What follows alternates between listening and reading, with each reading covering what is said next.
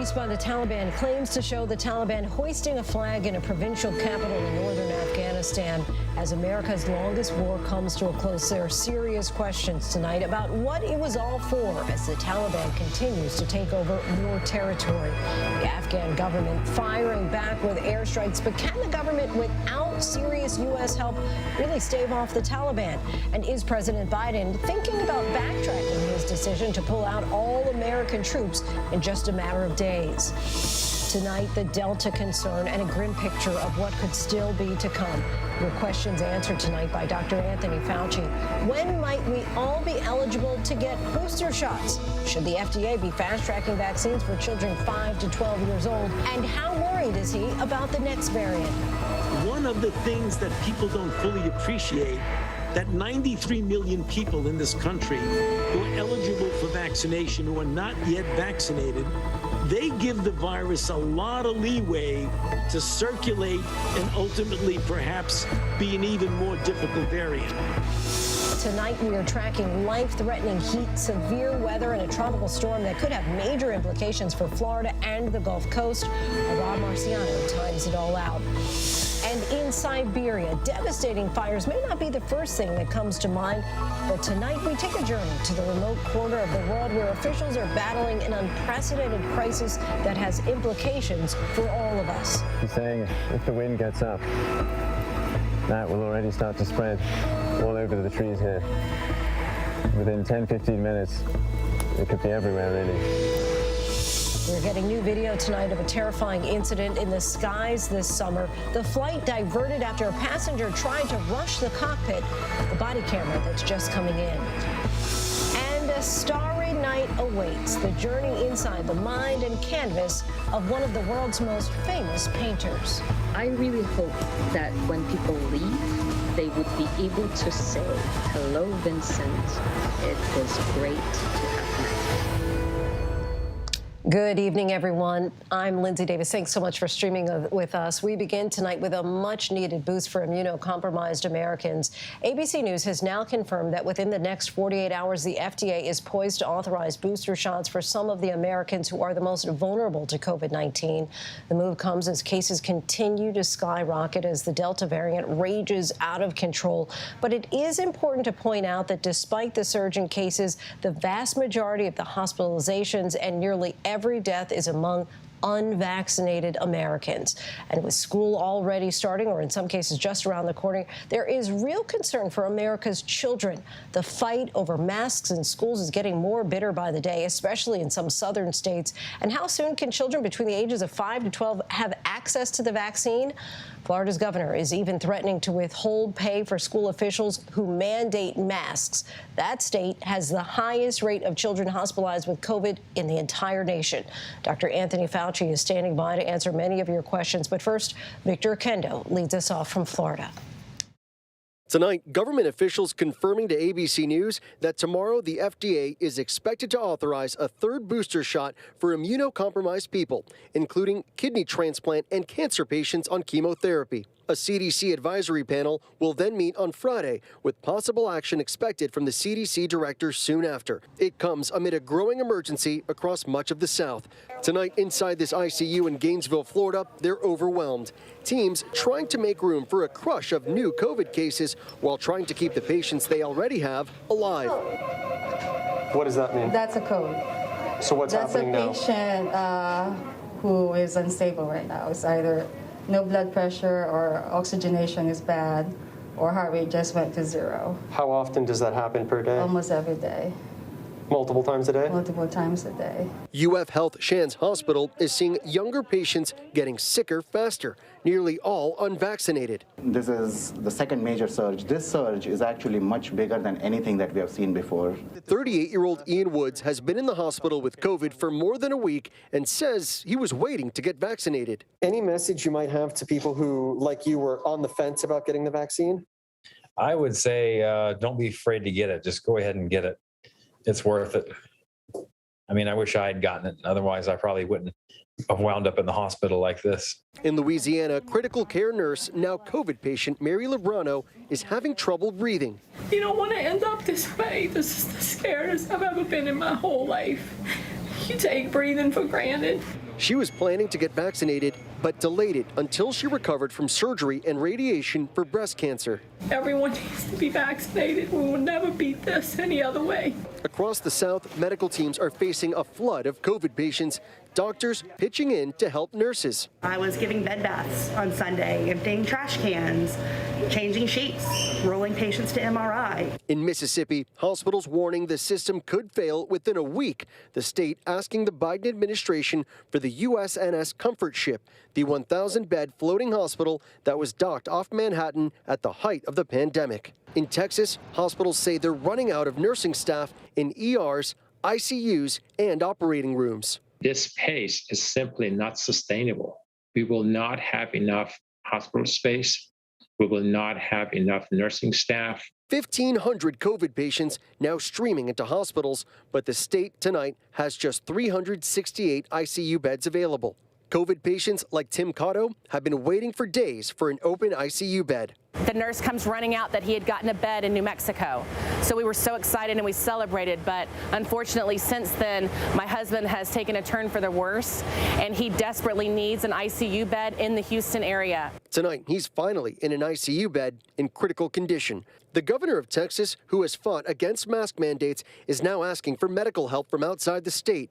He's asking hospitals to put unnecessary surgeries on hold. Tonight, as the governor now begs for help, cities like Dallas and San Antonio are fighting back against his opposition to mask mandates. Two judges ruling local officials can now require masks. San Antonio's mayor says lives will now be saved. It is effective immediately.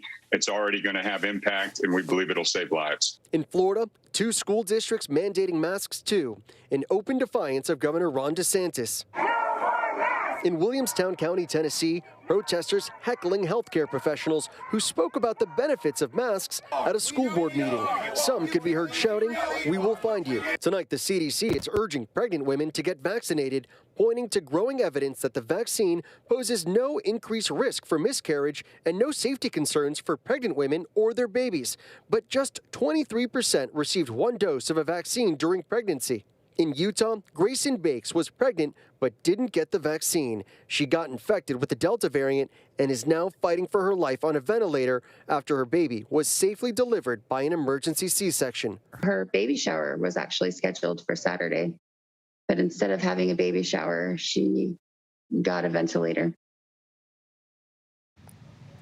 A ventilator instead of a baby shower. Victor Kendo joins us now. Victor, let's get back to that breaking headline today that the FDA is expected to approve a booster shot for the immunocompromised. Walk us through the timing over the next few days. How soon could we see a potential 3rd shot for some vaccinated Americans?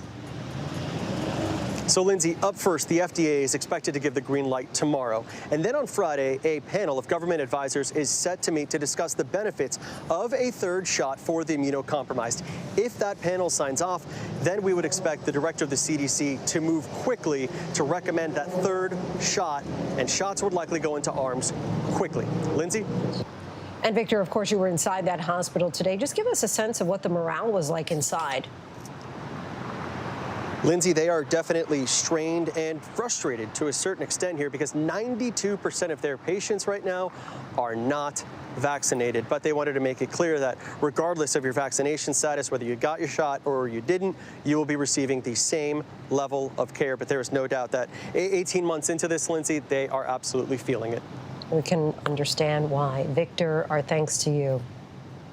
For more on the concerning spread of the Delta variant and the possibility of booster shots, let's bring in the director of the National Institute of Allergy and Infectious Diseases, Dr. Anthony Fauci. Dr. Fauci, always good to have you on the show. Thank you so much for your time. Thank you for having me. As case numbers continue to spike, you've warned of a major surge that could get even worse, and the CDC's latest forecast for what this pandemic might look like by Labor Day really kind of disconcerting, if not downright frightening. How far are we from the peak of the surge, would you say? You know what? It's very difficult to really accurately determine that.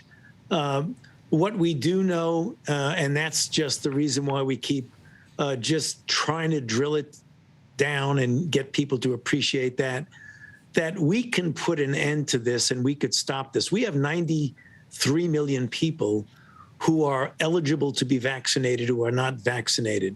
right now, the easiest way to turn this thing around is to get as many people vaccinated as you possibly can, and to do it as quickly as you possibly can. And when we're talking about the Delta variant in particular, do you see this wave continuing throughout the fall? I was talking to a friend of mine the other day, and she said, well, look what happened in the UK. Do you think that we could see a similar drop-off at some point here, as we've seen with other countries? Yeah, we can see a drop-off, but you want the drop-off to be due to the fact that you're vaccinating people.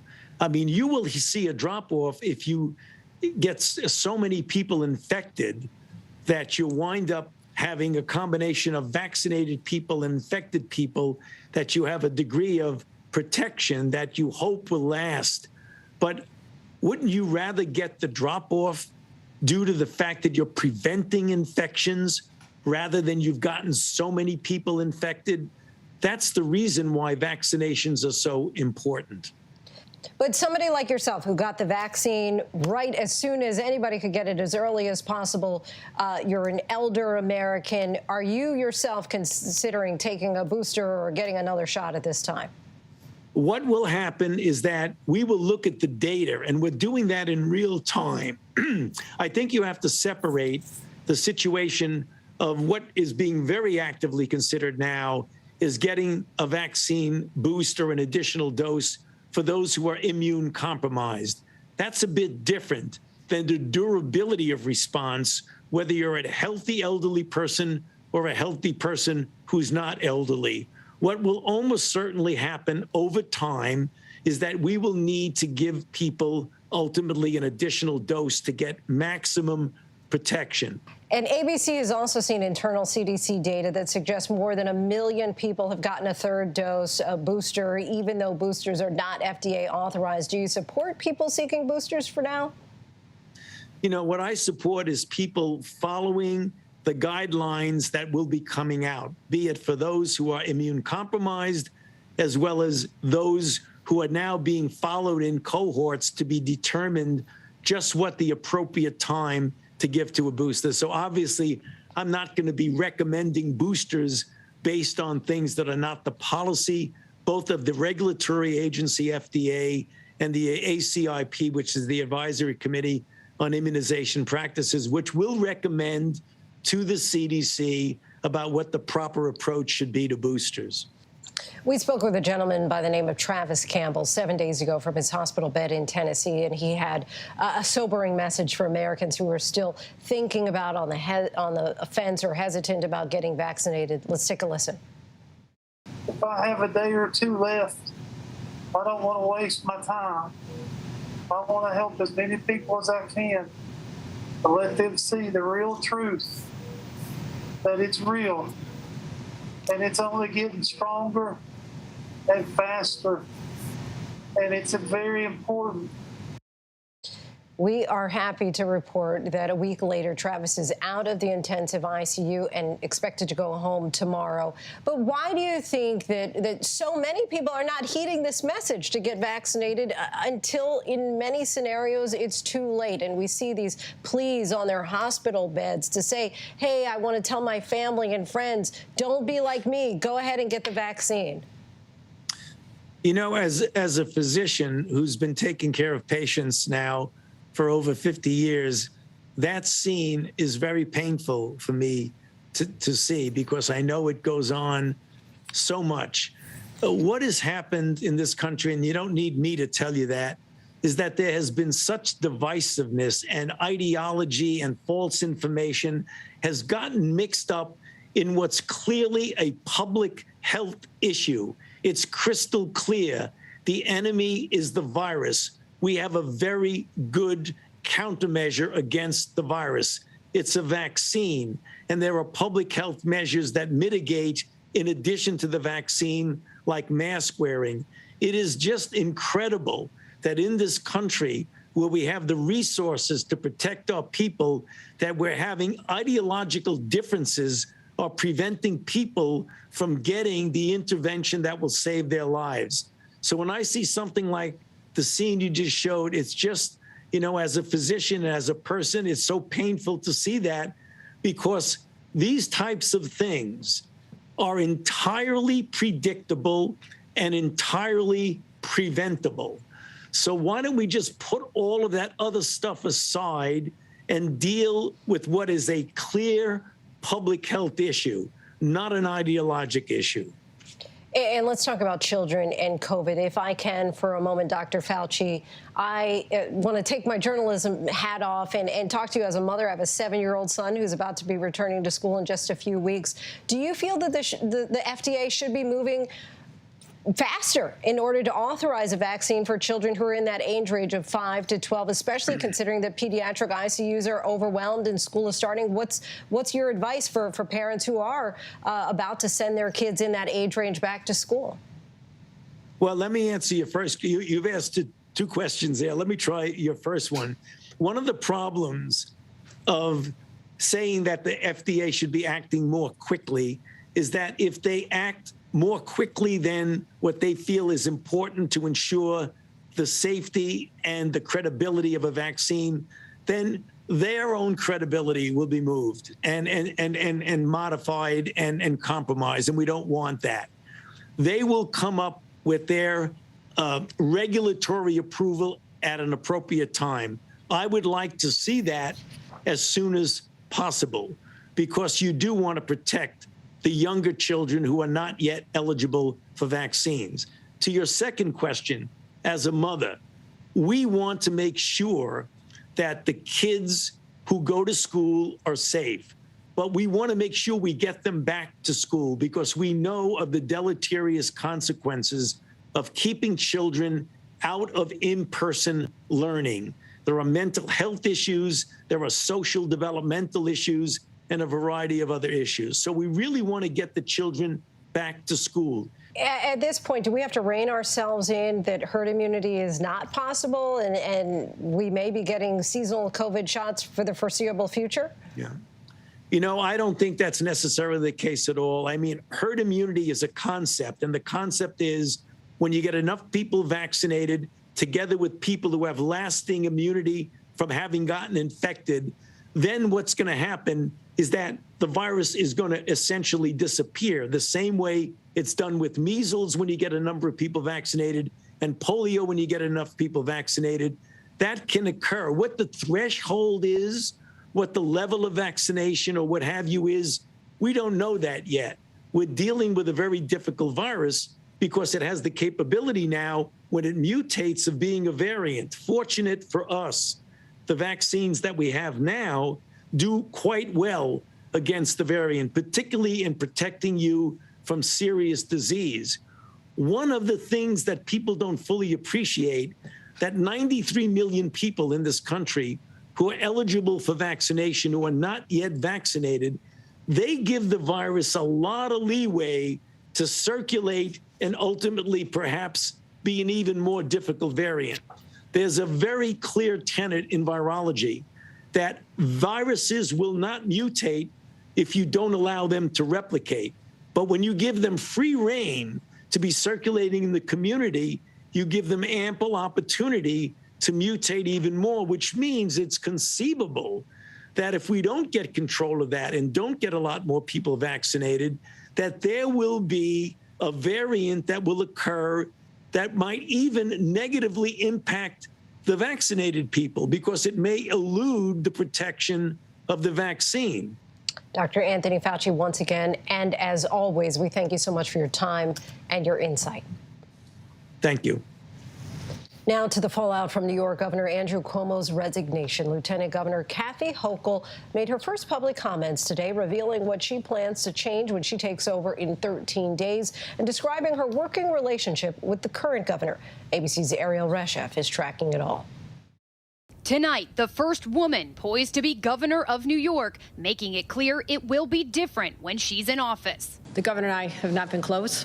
no one will ever describe my administration as a toxic work environment. Lieutenant Governor Kathy Hochul addressing the Attorney General's explosive report, which determined Governor Andrew Cuomo fostered an environment rife with fear and harassment, claims he denies. No one who is named as doing anything unethical in the report will remain in my administration. Hochul telling reporters she was not aware of any of the allegations against the governor prior to the report. Regarding his decision to step down, I believe it is appropriate and in the best interest of the state of New York. At 62 years old, Hochul is a mother, a lawyer, and served in Congress before later running for lieutenant governor with Andrew Cuomo. So today, when she began taking questions, she started with her hometown. Jerry Zaremski from the Buffalo News. Jerry Zaremski?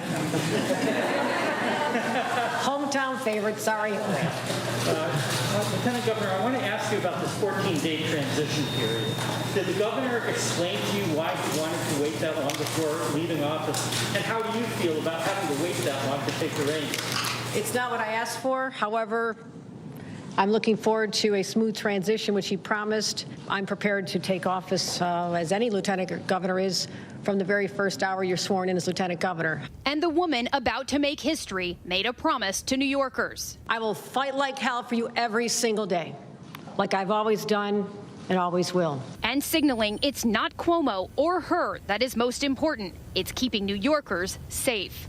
The Delta variant is still raging, and it's going to take all of us to defeat it. Our children are heading back to school soon. There's a lot of anxiety from the moms and dads I speak to, and the teachers as well. It's going to take all of us working together to keep our children safe, our teachers safe, and anyone who works in a school safe.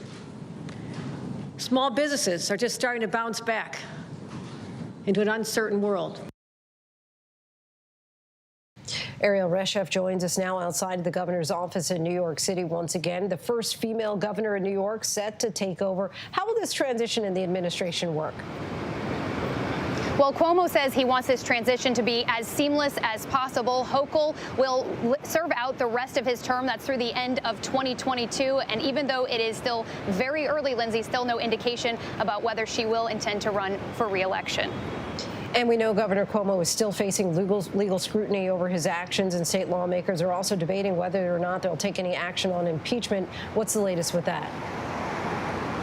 Well, even though the governor says he plans to resign, lawmakers are now weighing whether or not they want to take action to prevent him from running for office here in the state ever again. One lawmaker saying it is now up to the Judiciary Committee to decide what's best for New Yorkers in that case.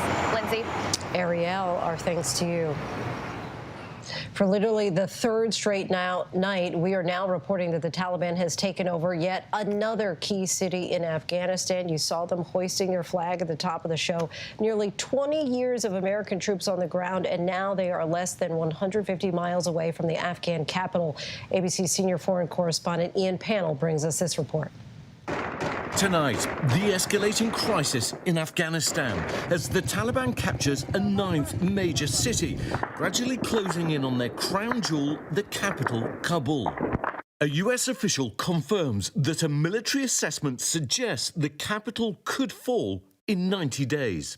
In the western city of Farah, Taliban fighters patrolling the streets victorious. The white flag of the Taliban hoisted high over another of their latest victories, the provincial capital of Polikumri. That video, and ones like these, released by the Taliban themselves, claiming to show their growing arsenal. A helicopter left behind by retreating government forces and a treasure trove of Humvees and heavy equipment at a former army base now under their command. Our Stephanie Ramos asking the president about the Taliban's rapid gains. There's irrefutable evidence that a vast majority of those Afghan forces cannot hold ground there. Has your current plan to withdraw U.S. troops changed at all?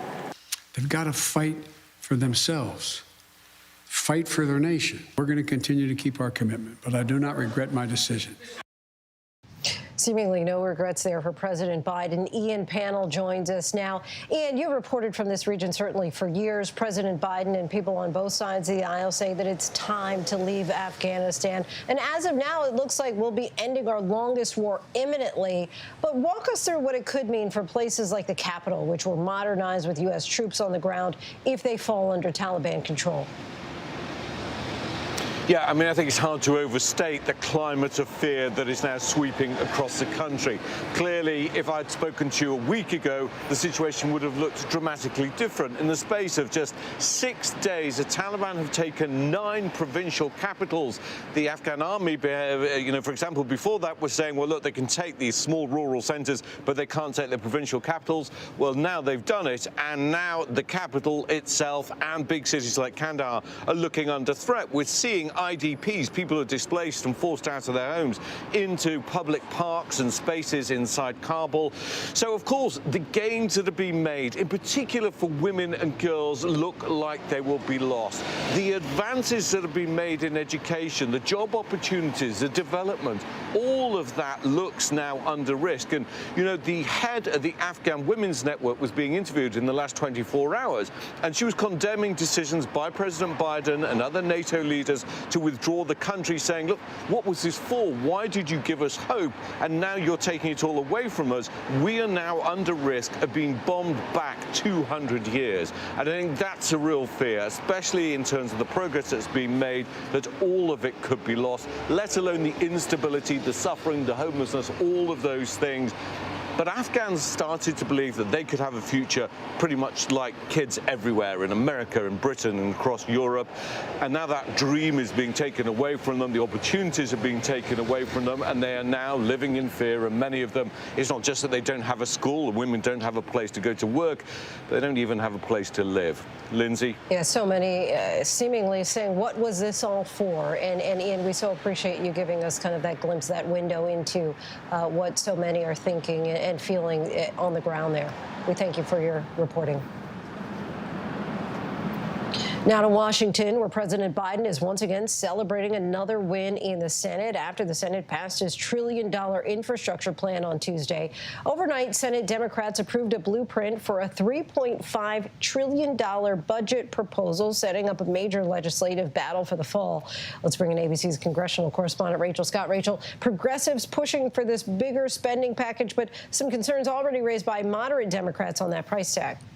Yes, Lindsay, the divide within the Democratic Party now on full display. Just hours after the Senate passed this budget resolution, Democratic moderate Senator Joe Manchin of West Virginia came out with a statement saying that he has, quote, serious concerns about spending $3.5 trillion. This is a massive price tag, and it includes several key Democratic priorities: funding for universal pre-K, free community college, expanded health care programs. All of that would be paid for by increasing taxes on the wealthy and corporations. Democrats have now laid the groundwork to be able to pass this in the Senate without any Republican support, but they cannot afford to lose a single vote from their own party, Lindsay. And just explain the timeline and process for how this will all move forward in the House and the Senate. Yeah, big picture here. President Biden wants both of these bills to land on his desk, but it could take months before that actually happens.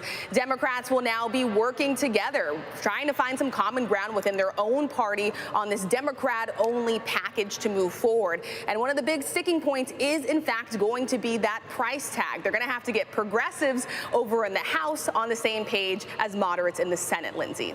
Always about the money there. Rachel Scott, our thanks to you. Tonight, significant portions of the country are facing life-threatening heat as well as severe storms. Let's bring in senior meteorologist Rob Marciano. Rob, is there any relief in sight?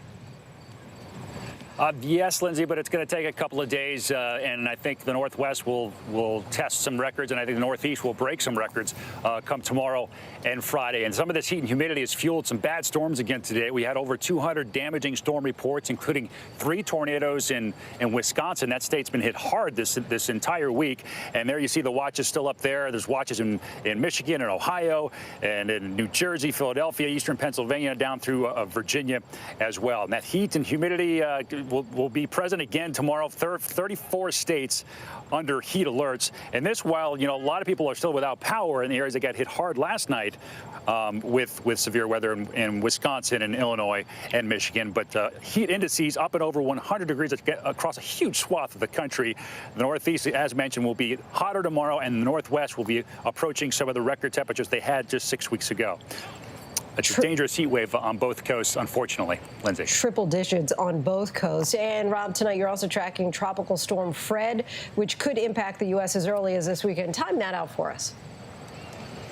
All right, well, Fred now is over the Dominican Republic, and because of that, it's starting to weaken some, but it will emerge into the Atlantic and the Florida Straits here, and as it does so, it will re-strengthen by Friday on approach to Florida. At this point, it looks like it wants to get into the Gulf of Mexico. Some of our computer models take it directly into the southern part of the Florida Peninsula.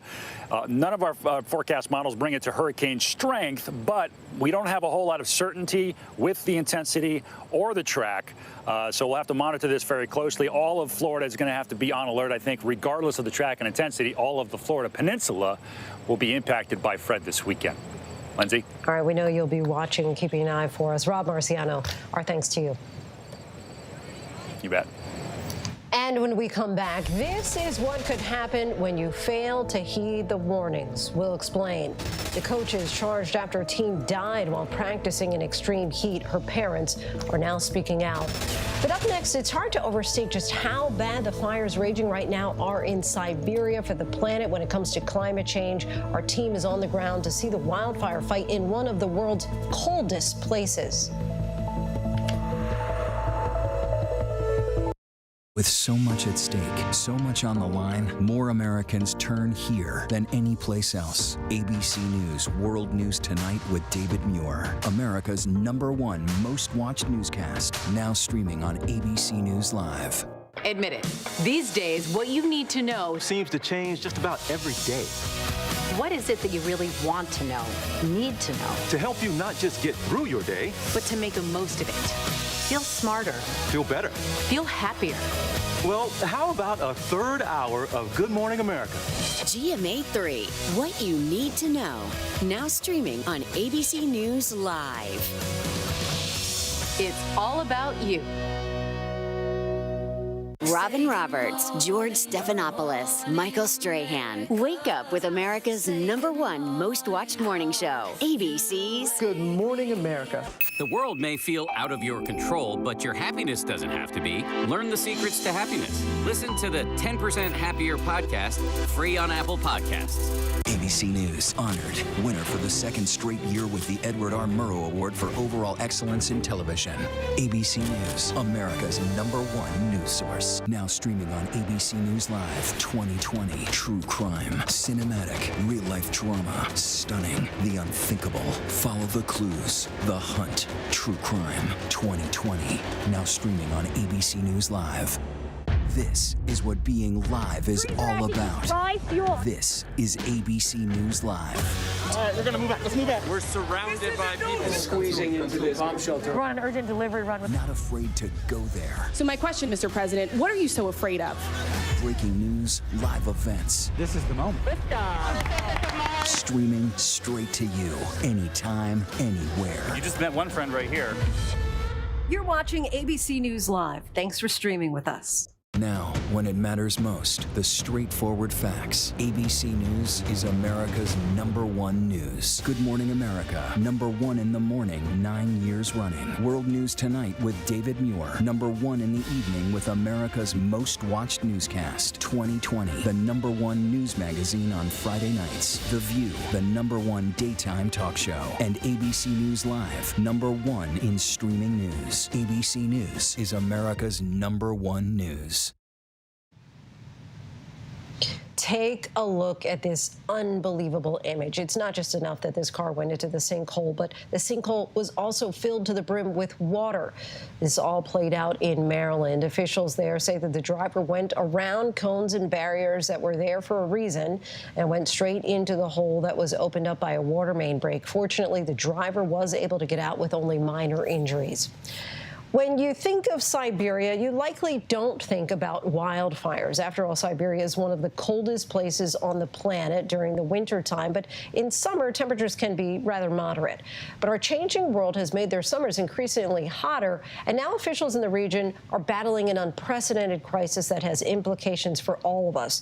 ABC's Patrick Reevell traveled to Siberia to see the fight against the wildfires firsthand. What can be one of the coldest places on Earth is on fire. Gigantic infernos burning across Siberia on an unprecedented scale, a climate catastrophe. The wildfires burning in Russia now are bigger than all the fires raging across the globe combined, bigger than those in the US, Canada, Turkey and Greece put together. This the view as passengers fly into Yakutia, a region 3,000 miles from Moscow. But in Siberia, before you can fight wildfires, first you have to get to them. So we're driving out now, hopefully to try and reach one of the fire teams that are working near the village. We've got to drive over this dirt road. See, it's not really a road. We are in the taiga, and it's not easy going. So the bumper has just been torn off the car on this track. The car that went before us got completely stuck. So hopefully that isn't going to happen to us. Traveling in Siberia, you know. Swarms of insects mean we need these protective suits. Made it through that one. It's about 6 kilometers more to go. We have come to Yakutia because it's one of the front lines of climate change. Much of the region is in the Arctic, and in winter it's one of the coldest inhabited places on Earth. But summers are warm, and this year is seeing an extreme heat wave and historic drought. One of the hottest, driest summers on record. 10 times more fires are burning than usual. Smoke from them has reached Alaska, and for the first time in history, the North Pole. So this is where we were trying to get to, a camp where the guys are basically going out and trying to fight the fires. Say they don't have enough equipment, they have a tractor over there that's broken down because it doesn't have enough oil. This group from Russia's Forestry Fire Service, known as Aviales Akhrana, have been here for nearly a month. It is a vastly unequal fight. They say they are short of men and equipment.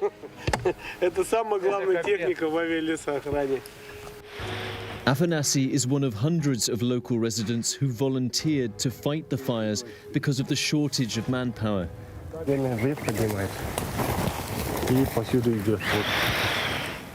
He's saying if the wind gets up, that will already start to spread all over the trees here. Within 10-15 minutes, it could be everywhere, really. Я не припоминаю, вот 40 лет живу, не припоминаю, чтобы такой был пожар большой. The team's main tools are digging trenches and controlled burns like this. Как бы ловим? Загоняем обратно кракена в клетку. But there is only so much they can do. То есть вон, солнца не видно. Да. Много очень работы. Не успеваем, народу немного, а площади большие. When the wind gets up, the fire spreads rapidly. Here, another group forced to retreat. And this is what happens when the fires get past the teams. The flames engulfing this village. Over 30 buildings destroyed. Only burnt-out cars and smouldering rubble left. The record drought fueling the fires has been linked by scientists to climate change. And the change in Yakutia's climate is already visible. Parts of Siberia are warming twice as fast as the rest of the world. The smog's really bad this morning. You can really feel it in your eyes and in your throat. People have spent nearly a month struggling in the dirty air. Уже утро, днем не выходим, утром только, днем как сказать, в доме сидим вообще. Дышать трудно. Много дождей было раньше. А, и сейчас? А сейчас вообще дождей нету. В этом году вообще нету. All this smoke is a problem far beyond Russia. The fires are releasing record quantities of carbon dioxide. This year, already more than Britain's entire annual CO2 emissions, based on an estimate by a European Union agency. You really feel the scale of the fire here. This whole area burned only about 3 weeks ago. You see, just as far as you can look, it's all blackened and burned. With increased temperatures now believed to be inevitable, Yakutia's massive fires are likely to only get worse. Scientists say another sign of how fast and how drastically the planet's climate is changing. Patrick Reevell, ABC News, Yakutia, Russia. Our thanks to Patrick for that. Still ahead here on Prime. The moment police board a flight to detain another unruly passenger who had to be restrained. Alcoholic Mountain Dew? Yes, you heard that right. And from grocery and everyday items to the price of used cars, where do things stand with inflation? We take a look by the numbers, but first our tweet of the day. Actress Mayim Bialik announcing that she has been tapped to host Jeopardy's new primetime and spin-off series. The show's current executive producer, Mike Richards, will be taking over the late, great Alex Trebek's traditional responsibilities.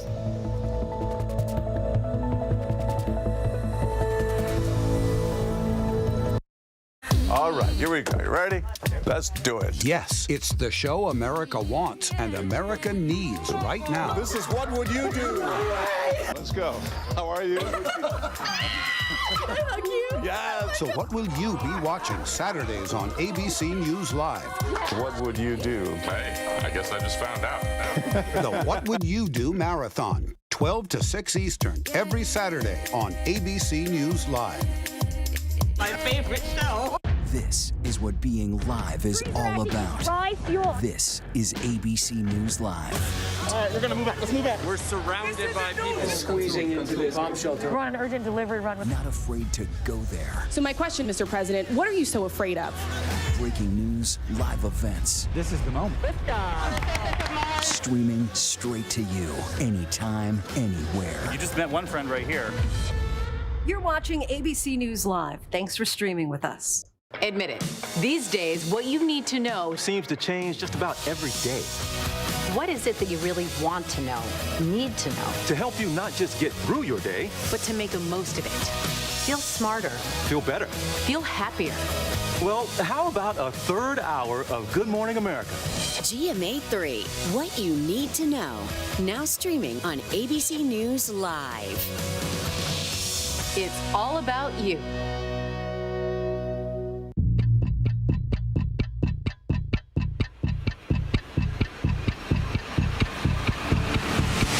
Hours, Assault on the Capitol, the ABC News original, exclusively on Hulu, now streaming. With so much at stake, so much on the line, more Americans turn here than any place else. ABC News World News Tonight with David Muir, America's #1 most watched newscast, now streaming on ABC News Live.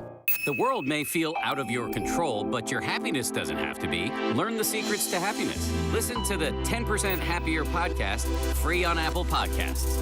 Robin Roberts, George Stephanopoulos, Michael Strahan. Wake up with America's #1 most watched morning show. ABC's Good Morning America. ABC News honored winner for the second straight year with the Edward R. Murrow Award for overall excellence in television.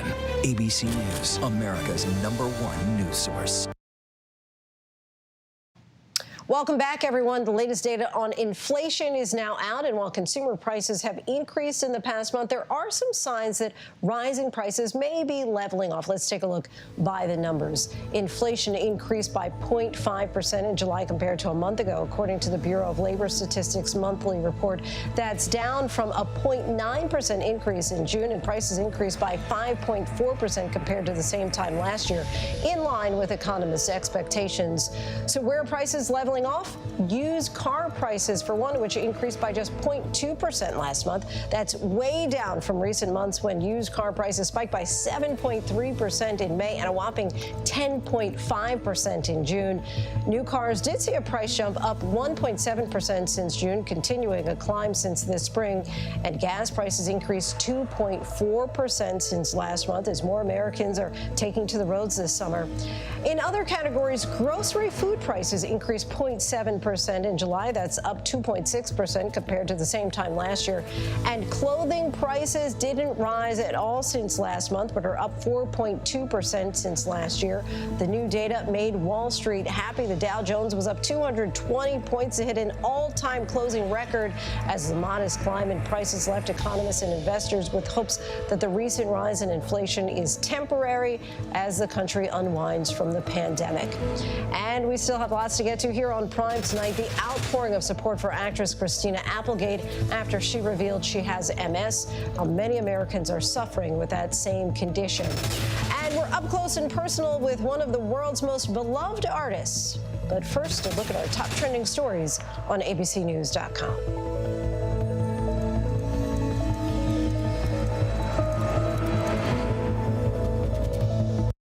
World News Now. And America This Morning. The best new video. The breaking news overnight. Emergency crews called to the town of Surfside.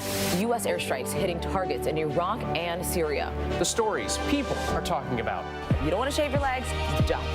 I was going to say, oh my. Got it. And what to expect in the day ahead. ABC World News Now and America This Morning. Starting at 2 a.m. Eastern. Up all night to keep you up to date.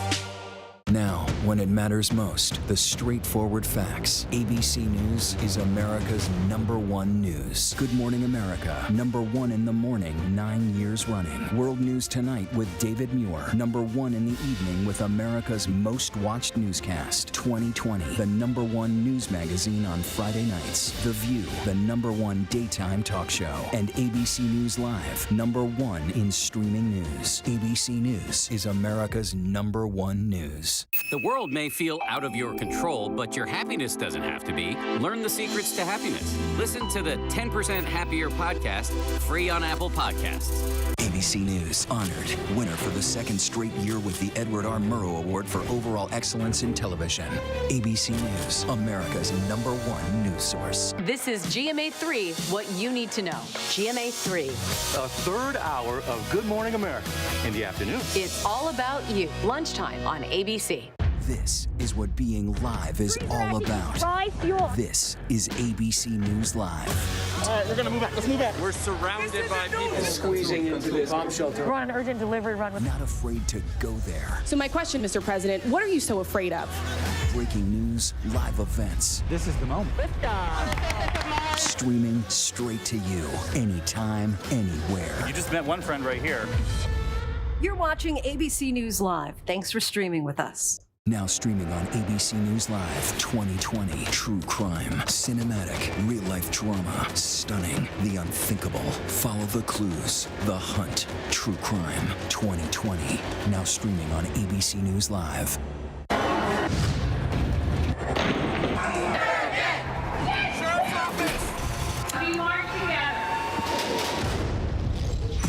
The most powerful stories of our time, anytime. Nightline.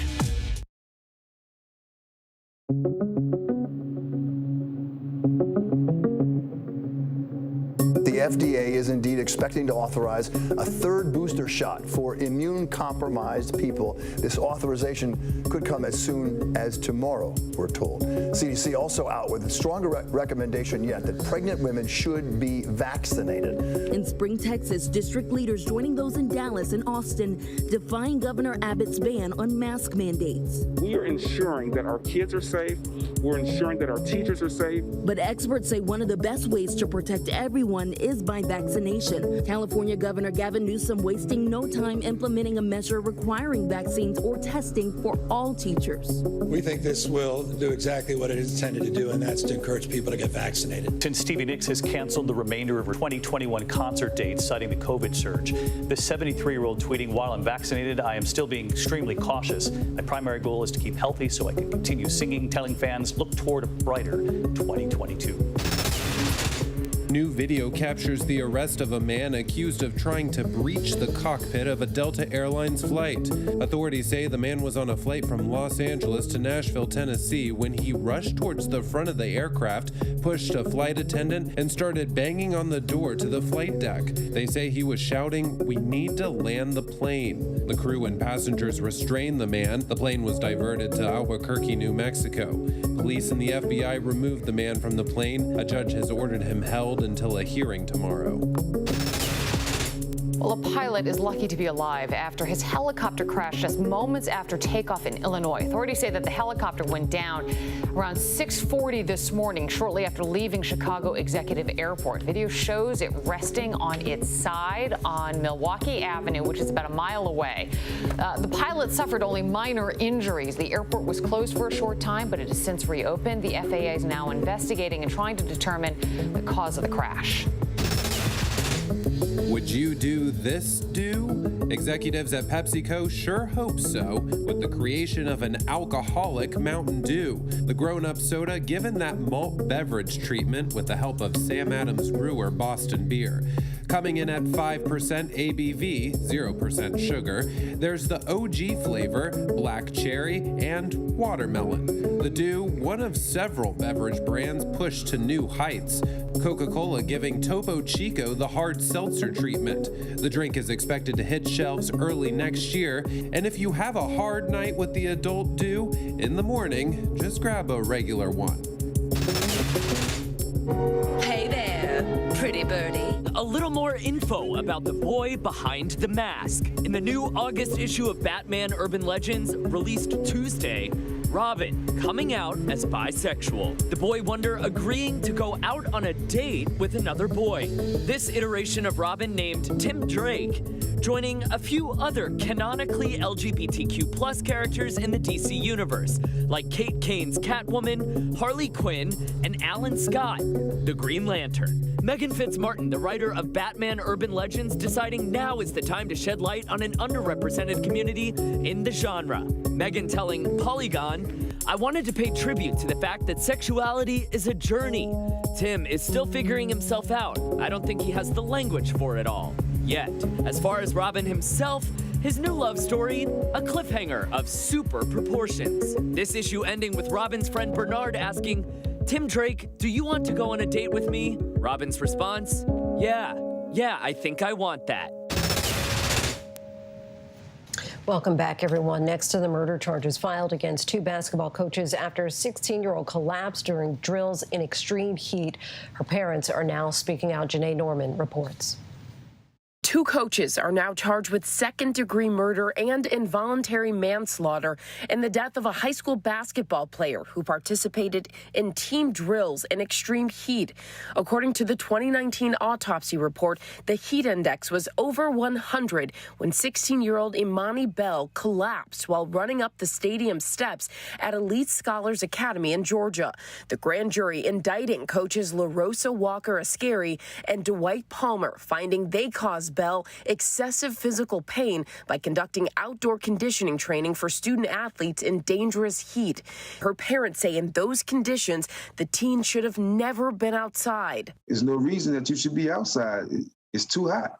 She was rushed to a nearby hospital where she later died. I didn't think I wasn't going, leaving the hospital without my daughter. I thought maybe she was just a little sick, but it didn't turn out that way. She fought, but she didn't make it out. An autopsy concluded that Imani's death was heat-related, but the Bells say it could have been prevented. They had rules, and the rules weren't followed, and they had rules that would have helped her stay alive. They were supposed to have ice baths and things of that nature there if they were outside in the heat, and they didn't have that. The teen's family filed a wrongful death lawsuit against the team's coaches, the school principal, and other staff earlier this year. But this is the first time coaching staff has faced murder charges in connection with the heat-related death of a student athlete, something the Bells hope will lead to change. We are seeking justice, and we need everybody in the world to understand that you need to take this heat seriously and just be aware of what's going on in your surroundings. For all kids to listen to your body. If your body is hot, stop. Our thanks to Janae for that. Next to the story that we first mentioned last night, actress Christina Applegate has been diagnosed with multiple sclerosis. She revealed the diagnosis on Twitter, and fans in the Hollywood community have been sending messages of support ever since. Eva Pilgrim has more on her current condition and that outpouring of love. Emmy Award-winning actress Christina Applegate revealing she's been diagnosed with multiple sclerosis. I hope this isn't weird. Can I give you a hug? No. The 49-year-old Dead to Me star announcing the news on Twitter Tuesday, writing, "A few months ago, I was diagnosed with MS. It's been a strange journey, but I have been so supported by the people that I know who also have this condition. It's been a tough road." Multiple sclerosis, or MS, is an autoimmune disease that affects the central nervous system. More than 1 million Americans have the disease. Symptoms include vision problems, dizziness, numbness, and weakness. The time of a diagnosis of MS, it can be really scary because there is this sort of sense of unknown. MS can certainly be disabling, but for a lot of people, it's a very controllable condition. Big celebrities sending messages of support. Jamie Lee Curtis tweeting, "Be where your feet are, my hands in yours." Actress Selma Blair tweeting, "Loving you always, always here." Whatever happened to my cool, confident roommate? It's a big facade. Blair, who starred alongside Applegate in the 2002 movie The Sweetest Thing, revealed her own journey of living with MS in 2019. This is not Applegate's first health crisis. She was diagnosed with early-stage breast cancer in 2008 and underwent a double mastectomy. As a teen, Applegate shot to stardom as Kelly Bundy in the sitcom Married with Children. That's my date. Tell him I am not home. Why don't you tell him? Good idea. On the big screen, she may be best known for her role in the movie Anchorman. You have bad hair. What did you say? But now, off camera, she is taking this new health battle head on, tweeting, as one of my friends that has MS said, "We wake up and take the indicated action. And that's what I do." Our thanks to Eva for that. And next to the unique field trip inside the mind and canvas of one of the world's most beloved master artists. It's called Immersive Van Gogh. Our Diane Macedo has a sneak peek behind the scenes with the creators. There's something new creating a buzz in the art world. You may have seen it in Netflix's Emily in Paris. This is incredible. Or caught a glimpse of its ad during a social media scroll. I feel like I'm actually in the painting. Now open in NYC, the new 34-minute immersive Van Gogh experience literally brings you brushstroke by brushstroke into his art. You're surrounded by 300 degrees of beautiful images with a soundtrack, with a story that moves you. You can become part of this exhibit. The concept was brought to life by the creative mind of Italian artist Massimiliano Siccardi. For me, Vincent is like any of us, is a paradigm. He represents a little bit of sort of craziness that is in the norm. So I think that he represents life and represents each of us. Behind Siccardi are co-producers Corey Ross and Svetlana Dvoretsky, who teamed up with the artist to bring his Parisian work stateside. Siccardi tried to create or recreate what is in his mind, at least, what might have flashed before Van Gogh's eyes in the moments before he passed away. And so all of this together creates this visual, spectacular, and emotionally touching experience. The immersive experience brings you across 3 different rooms, physically surrounding you in some of Van Gogh's greatest works. There are 3 different galleries. The first 2 that you walk into are what we call the dark galleries, populated with all of these new and custom-made mirrored sculptures that I've created. Then there's the 3rd gallery, which is massive. It has its own custom 70-foot long viewing platform that you can walk up and see all of the projections projected down onto the floor as well. The exhibition is slated to be open in 20 cities across North America by year's end and has already sold over 2.5 million tickets. It's been so extraordinary to see how many different types of people and the amount of people coming every day. So I think that what people really appreciate about Van Gogh is his humanity and the fact that they come and they feel so much. I really hope that when people leave, they would be able to say, "Hello, Vincent. It was great to have met you." Diane Macedo, ABC News, New York. Really looks fascinating. Our thanks to Diane for bringing us that. And before we go tonight, our image of the day. Look at this, 13 sets of twins. 13. They were pictured at their first day of school in Inverclyde, Scotland, and attend schools in the area. That is our show for this hour. Be sure to stay tuned to ABC News Live for more context and analysis of the day's top stories. Thanks so much for streaming with us.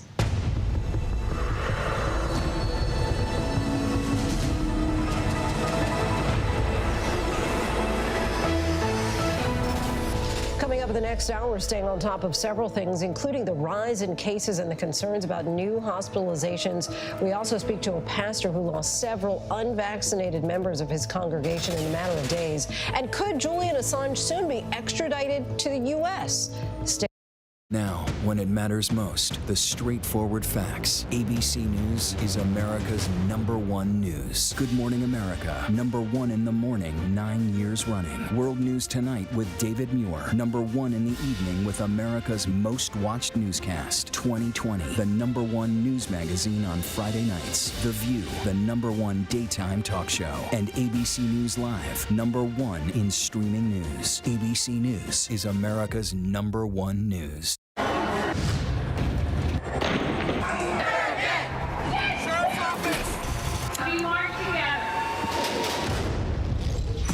The most powerful stories of our time, anytime. Nightline. Now streaming on ABC News Live. 2020. True crime. Cinematic. Real-life drama. Stunning. The unthinkable. Follow the clues. The Hunt. True crime. 2020. Now streaming on ABC News Live. Hey there, I'm Lindsay Davis. Thanks so much for streaming with us. We're monitoring several developments here at ABC News at this hour. New York's Lieutenant Governor Kathy Hochul made her first public comments today following the resignation announcement made by Governor Cuomo. She promised there will be no, quote, toxic work environment, and her administration would have a different tone than her predecessor, who was stepping down amid sexual harassment allegations. Yesterday, Cuomo announced that he would quit rather than face a likely impeachment trial after the state's Attorney General released a report concluding he sexually harassed 11 women. 52 civil arrest warrants were issued for the Texas state lawmakers in the Democratic Party who refused to return to Austin and have been preventing passage of a controversial voting rights bill there. The move is likely to further inflame partisan tensions in that state. It's unclear just how many Democrats there are beyond the reach of the Texas law enforcement because they are not in Texas. And we are tracking life-threatening heat and severe storms from Washington state all the way here to New York. Take a look at these heat advisories. Meanwhile, our weather team is tracking Tropical Storm Fred's path. It could be near Florida by the weekend. Now to the latest on the pandemic. The Delta variant caseload continues to climb in the U.S., with the CDC issuing dire new warnings about a spike in hospitalizations by early next month. Victor Kendo has more. Tonight, government officials confirming to ABC News that tomorrow the FDA is expected to authorize a 3rd booster shot for immunocompromised people, including kidney transplant and cancer patients on chemotherapy. A CDC advisory panel will then meet on Friday, with possible action expected from the CDC director soon after. It comes amid a growing emergency across much of the South. Tonight, inside this ICU in Gainesville, Florida, they're overwhelmed. Teams trying to make room for a crush of new COVID cases while trying to keep the patients they already have alive. What does that mean? That's a code. So what's happening now? That's a patient who is unstable right now. It's either no blood pressure or oxygenation is bad or heart rate just went to 0. How often does that happen per day? Almost every day. Multiple times a day? Multiple times a day. UF Health Shands Hospital is seeing younger patients getting sicker faster, nearly all unvaccinated. This is the second major surge. This surge is actually much bigger than anything that we have seen before. 38-year-old Ian Woods has been in the hospital with COVID for more than a week and says he was waiting to get vaccinated. Any message you might have to people who, like you, were on the fence about getting the vaccine?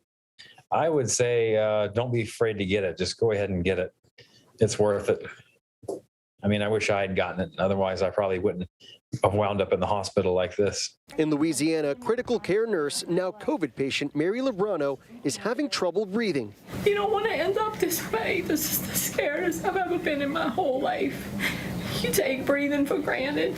She was planning to get vaccinated, but delayed it until she recovered from surgery and radiation for breast cancer. Everyone needs to be vaccinated. We will never beat this any other way. Across the South, medical teams are facing a flood of COVID patients, doctors pitching in to help nurses. I was giving bed baths on Sunday, emptying trash cans, changing sheets, rolling patients to MRI. In Mississippi, hospitals warning the system could fail within a week. The state asking the Biden administration for the USNS Comfort Ship, the 1,000-bed floating hospital that was docked off Manhattan at the height of the pandemic. In Texas, hospitals say they're running out of nursing staff in ERs, ICUs, and operating rooms. This pace is simply not sustainable. We will not have enough hospital space. We will not have enough nursing staff. 1,500 COVID patients now streaming into hospitals, but the state tonight has just 368 ICU beds available. COVID patients like Tim Cotto have been waiting for days for an open ICU bed. The nurse comes running out that he had gotten a bed in New Mexico. So we were so excited and we celebrated, but unfortunately since then, my husband has taken a turn for the worse and he desperately needs an ICU bed in the Houston area. Tonight, he's finally in an ICU bed in critical condition. The governor of Texas, who has fought against mask mandates, is now asking for medical help from outside the state. He's asking hospitals to put unnecessary surgeries on hold. Tonight, as the governor now begs for help, cities like Dallas and San Antonio are fighting back against his opposition to mask mandates. 2 judges ruling local officials can now require masks. San Antonio's mayor says lives will now be saved. It is effective immediately. It's already going to have impact, and we believe it'll save lives. In Florida, 2 school districts mandating masks too, in open defiance of Governor Ron DeSantis. In Williamstown County, Tennessee, protesters heckling healthcare professionals who spoke about the benefits of masks at a school board meeting. Some could be heard shouting, "We will find you." Tonight, the CDC is urging pregnant women to get vaccinated, pointing to growing evidence that the vaccine poses no increased risk for miscarriage and no safety concerns for pregnant women or their babies. But just 23% received 1 dose of a vaccine during pregnancy. In Utah, Grayson Bakes was pregnant but didn't get the vaccine. She got infected with the Delta variant and is now fighting for her life on a ventilator after her baby was safely delivered by an emergency C-section. Her baby shower was actually scheduled for Saturday, but instead of having a baby shower, she got a ventilator. Victor, thank you. We turn now to Florida, where one church community is feeling the devastating impact from the surge of the Delta variant. Impact Church in Jacksonville lost 6 members in 10 days to COVID, all of them unvaccinated, and that led the church to hold a vaccination drive over the weekend where more than 200 people got their shots. We're joined now by Senior Pastor George Davis of Impact Church. Thank you so much, Pastor, for joining us, and our condolences certainly to you and your congregation. You've had to prepare for 6 funerals recently, and you also posted on social media, "I'm tired of crying about and burying people I love." Just talk about the impact that these losses have had on you and as well your congregation.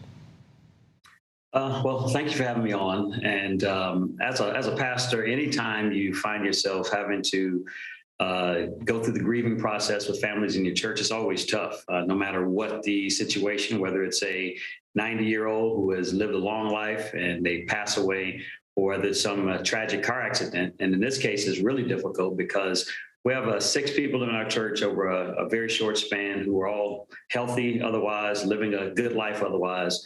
And with the rise of this Delta variant, just did not, we're not able to combat the virus and continue to live. So it's been very tough for our congregation. And I think it's symptomatic of what's happening in the city of Jacksonville, the state of Florida. And unfortunately, with this Delta variant, there's an expectation that it will have a similar effect in other parts of the country. And what struck me is that you've said that 4 of those who passed away were healthy, under the age of 35, including one who was just 24 years old. But they were all unvaccinated. How frustrating is it for you to see this happen when vaccines have been widely available now for months? It's very frustrating.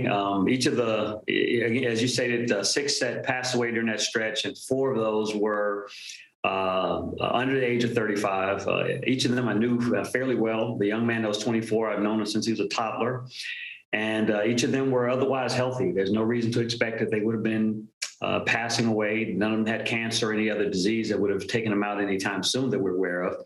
That is pretty tough to have people that we really love and care about who, for varying reasons, made the decision to not be vaccinated and unfortunately are not here. What do you see driving that? Have people just not been taking the virus seriously, or do they just not trust the vaccines? Well, I haven't had a vaccination hesitancy. I do understand to a degree the origins of some of it. You know, in a church that is 70 to 75% African-American, about 25 to 30% that is not African-American, the majority of our congregation is Black. And in the Black community as a whole, there has been a historical kind of mistrust of government and medicine kind of put together. There tends to be a mistrust. And I think because so many in the Black community already have a filter of mistrust, or at least skepticism, I think that fuels it and makes it that much easier to become an early adopter. I have no doubt that many of the people who ended up passing away in our congregation, given enough time, they probably would have gotten a vaccination. Had I done another round and maybe a 3rd round, at some point they probably would have, or maybe went to an outside entity. But unfortunately, in their case, the waiting game just didn't play out the way that they wanted it to. And for those who may not trust political figures or the government, whatever it might be, how critical do you see it as your role for those who are religious leaders like yourself to be reaching out to people to encourage more vaccinations? Have you seen that even make a difference?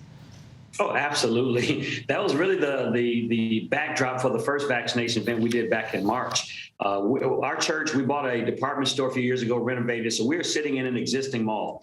About 300 yards from us, there's a former Sears department store where the state health department rented a space out and had an established vaccination site where you can come every single day to be vaccinated. But their numbers were so low that I put forth the premise that, hey, people trust in this community, trust their church probably more than they would a government medical site, vaccination site. So I asked them, give us people for one day. Let me promise you, I can get you 500 or 600 people vaccinated. And it ended up being 800 people that got vaccinated, 200, 300 yards from an existing site, but they were coming to a trusted location. And that's the reason why even by the time we got to, I think, the 4th person who had passed away, and it was so heart-wrenching and frustrating, that I said, we got to do something else. And so we organized another vaccination event this past Sunday. And I determined this time, last time we did it on a Saturday, I said, this time we're going to do it on a Sunday. That way we're going to make it as easy as possible. We're not going to put pressure on people that make them, shame them into being vaccinated. But we're going to make it possible. We're going to reach out to the health department, bring them in again, and we're going to do it on a Sunday after all 3 of our services. If you want, you can go right over to a room across the hall, be vaccinated on site. And we partner with UF Health here in Jacksonville, and they actually sent over a couple of educators so that even as people went over it, if they had skepticism, if they had questions, if they had theories that they heard, they were able to talk to health professionals and let them answer those questions, dispel those myths. And we had almost 300 people. Actually, I think it was 269 people who ended up being vaccinated on Sunday, 35% of those being teenagers. And so between the 2 events, there have been over 1,000 people right there just in our facility that have gotten vaccinated. And I believe coming to a trusted place, a safe place where you know the people have been good to you for years, I think you get a better chance of more people being vaccinated. I really want to drill down on that point because as a religious leader, explain what you see as the connection between faith and science that drives your message on the importance of getting vaccinated. Oh my goodness! I wish I had an hour and a half to talk on this one because in the faith community, this is where the struggle is, and so there are really two problems that I see for our community. I think you have the one side where you got the skepticism and misinformation, but on the other hand, I think in some religious communities there's this misconception, in my humble opinion, that somehow or another, if you are a person of faith, then you should have your faith in God. You don't have to put faith in a vaccination. I just happen to believe differently than that. I believe that as wonderful as our doctors and scientists are, from my perspective, God is the omniscient one. Omniscient means the all-knowing one. And so any wisdom or ability for them to come up with a vaccine that can be injected into the human body that creates a defense system that keeps the most deadly parts of this virus from touching our bodies and affecting us, I personally believe that doesn't come just from man's ingenuity or from man's Harvard or Yale training. I believe that comes from the providence of God, his love for all mankind. And so I believe that the vaccination is a part of God's help for all of us, whether you consider yourself a Christian, Muslim, atheist, or whatsoever. God loves everybody. And I believe that his love for mankind allowed this vaccination to be birthed so that as we are praying and trusting for our loved ones to be safe, that it doesn't have to be just faith. It doesn't have to be just medicine. I believe that faith and medical science can come together. And I believe that's what has happened in this instance. Can I get an amen? I forgot. Is this Wednesday or Sunday? Feels like we just had church today. Pastor George Davis of Impact Church in Jacksonville, we thank you so much for your time. Thank you. And unfortunately, since we recorded that interview earlier today, we've learned that Pastor Davis's congregation has confirmed they have now lost 8 total members to COVID just in the past 2 weeks. New data from the CDC also shows that states with low vaccination rates are now taking up nearly 18,000 COVID ICU beds. Texas is one of the hardest hit in recent days as hospitals there are sounding the alarm over a shortage of nurses as well as beds for COVID patients. ABC's Marcus Moore joins us now from Houston. Marcus, what's the latest on the ground there? Well, Lindsay, the situation is so bad here. The governor, Texas Governor Greg Abbott, has just announced the deployment of 2,500 medical personnel to help hospitals across the state. And right now they are in dire need. We're just outside LBJ Hospital here in Houston, and they have overflow tents that have been set up here. And COVID cases at emergency departments have really been skyrocketing here in Texas. More than 1,500 people with COVID were admitted to ERs across the state just yesterday. And that has caused a gridlock at many locations. And Lindsay, officials are telling me that right now nearly 600 people are waiting for beds, and more than 100 of them have COVID. And one official told me that people are dying waiting for beds. And right now, Lindsay, there are 94 ICU beds available here in Houston right now, but there are some parts of the state, Lindsay, where there are no ICU beds available at all. Just so incredibly disconcerting. And Marcus, meanwhile, the battle over mask mandates continues in states like Texas, with some cities pushing back on Governor Abbott's order, blocking local officials from requiring masks. What's the latest with that? Yeah, Lindsay, this is a situation that has gone to the courts, and the state courts, the state Supreme Court here has overturned the governor's orders, and many states, many cities rather, and school districts are moving forward with their mask mandates despite the governor's order. So we'll see what happens in the days ahead, but everyone here recognizing that this COVID-19 pandemic is far from over here in Texas. Marcus Moore, our thanks to you. President Biden has had his second major win in 24 hours, with the Senate passing the blueprint for his $3.5 trillion budget plan to expand the social safety net. The framework is in place, but can Democrats remain unified and move ahead with it despite the extremely high price tag? ABC's Alex Perche has the latest from Washington. President Biden today taking a victory lap. The Biden economic plan is working.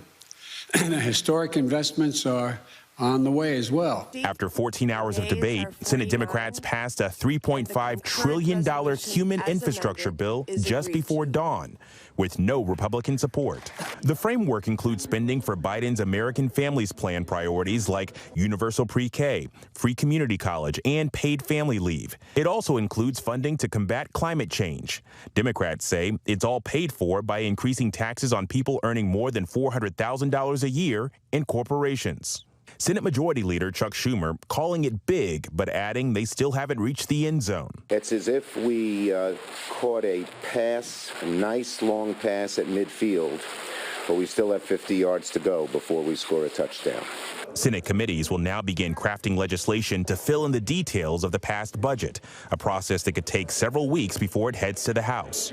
This reckless taxing and spending spree is nothing like we've seen. Republicans are blasting the bill, saying it could further increase inflation. The latest figures from the Labor Department show it's already up 5.4% in the last year. So Democrats are looking to pass this plan through the reconciliation process, meaning they won't need any GOP support, but they do need the support of everyone in their party. And moderate Democrat Senator Joe Manchin is already critical of the price tag. That could affect the bill as committees work on the legislation. And then there's the House. Speaker Nancy Pelosi saying that her chamber won't take up a separate Senate bipartisan infrastructure bill without this budget reconciliation bill as well. Lindsay?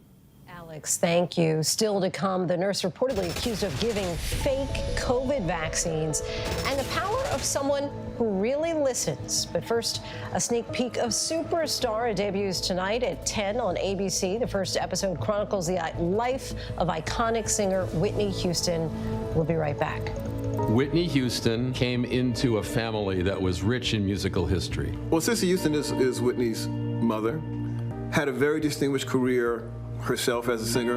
Among her relatives were Dionne Warwick. Her official godmother was Darlene Love, the voice of so many of those phenomenal Phil Spector hits. We became close probably when she was about 7 or 8. She was this cute little bundle of joy. She was surrounded by legends. Aretha Franklin was like her honorary aunt. Whitney and Sissy sang together on the background sessions with Chaka Khan. I had been working with Sissy for quite a while as a background singer. One day, we were in the studio and she said, you know, I have a daughter who can sing. I said, really? I said, how old is she? She said, 11, 12. I said, well, bring her on in. Bring her in. I want to hear her sing. And she was amazing. Just amazing.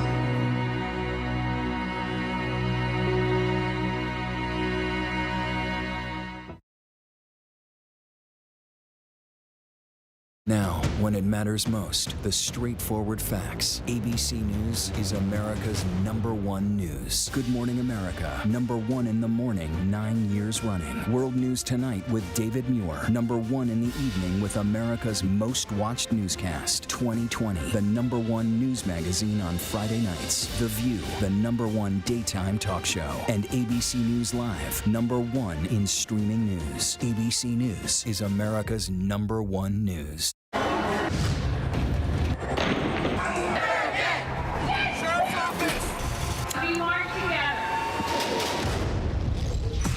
The most powerful stories of our time, anytime. Nightline. Now streaming on ABC News Live 2020. True crime, cinematic, real-life drama, stunning, the unthinkable. Follow the clues. The Hunt. True crime 2020. Now streaming on ABC News Live. It was an extraordinary story. A computer salesman was supposed to report to prison to begin a 17-year sentence. They let him turn himself into jail with no escort. No one thought he would run. How do you evade capture for 25 years? How do you do that? Now, join the search, following the U.S. Marshals as they uncover new leads in a global manhunt. Can you help catch this fugitive? Have you seen this man? Have you seen this man? Have you seen this man? Listen and join the all-new Hunt wherever you get your podcasts. Admit it. These days, what you need to know seems to change just about every day. What is it that you really want to know, need to know? To help you not just get through your day, but to make the most of it. Feel smarter. Feel better. Feel happier. Well, how about a third hour of Good Morning America? GMA 3, what you need to know. Now streaming on ABC News Live. It's all about you. All right, here we go. You ready? Let's do it. Yes, it's the show America wants and America needs right now. This is What Would You Do? Let's go. How are you? Yeah. So what will you be watching Saturdays on ABC News Live? What would you do? Hey, I guess I just found out. The What Would You Do Marathon, 12 to 6 Eastern, every Saturday on ABC News Live. My favorite show. This is what being live is all about. This is ABC News Live. All right, we're gonna move back. Let's move back. We're surrounded by people squeezing into this bomb shelter. We're on an urgent delivery run. Not afraid to go there. So my question, Mr. President, what are you so afraid of? Breaking news, live events. This is the moment. Streaming straight to you, anytime, anywhere. You just met one friend right here. You're watching ABC News Live. Thanks for streaming with us. Welcome back. We're tracking several international headlines at this hour. First, wildfires and now floods are ravaging parts of Turkey. Take a look at these scenes captured in the northern coast of that country after extreme rainfall inundated communities. At least one person has died and more than a dozen are injured.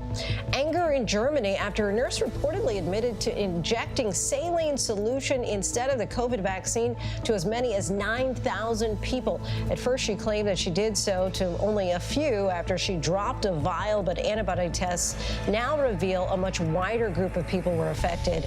According to local reports, the nurse had shared anti-vax messages on social media. And a British court has granted the U.S. permission to appeal a decision not to extradite WikiLeaks founder Julian Assange for espionage charges. The ruling means U.S. officials can challenge the January ruling that was made in part over fears that Assange may commit suicide. Those concerns relied on evidence that was later found to be misleading. Finally tonight, you've likely heard of the old adage that we have one mouth and two ears for a reason. How about this story that we saw in our ABC affiliate in Dallas, WFAA, where reporter Sean Giggy caught up with a man lending his ears to his community, where the residents of a small town are finding comfort in a stranger who's just willing to listen. It had nothing to do with COVID, but Will Norman says 2020 was the hardest year of his life.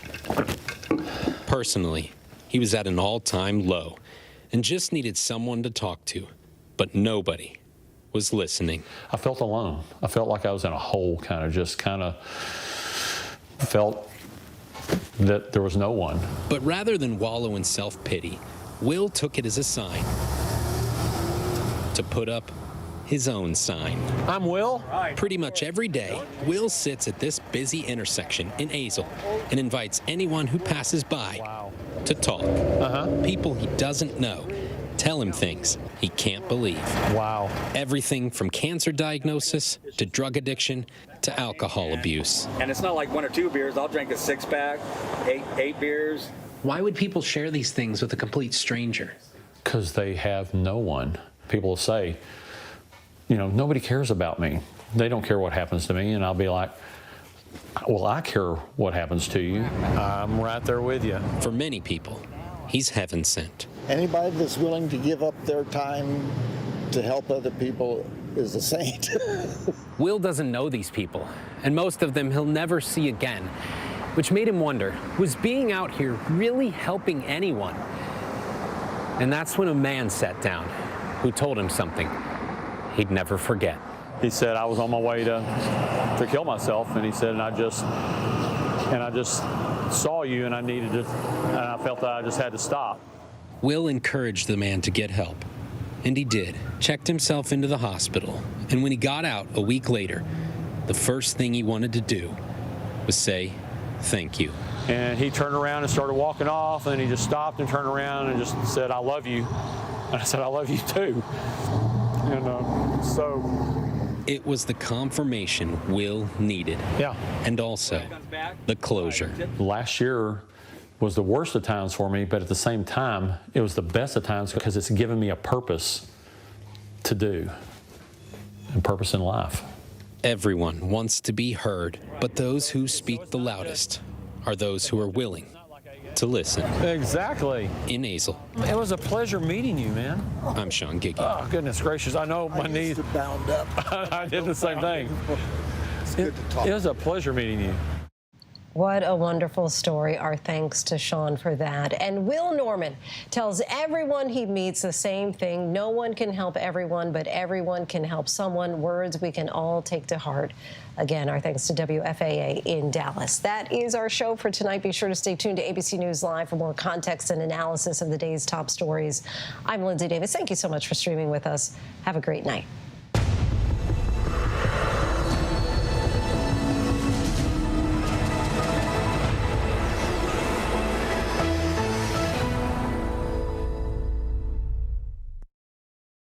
Now, when it matters most, the straightforward facts.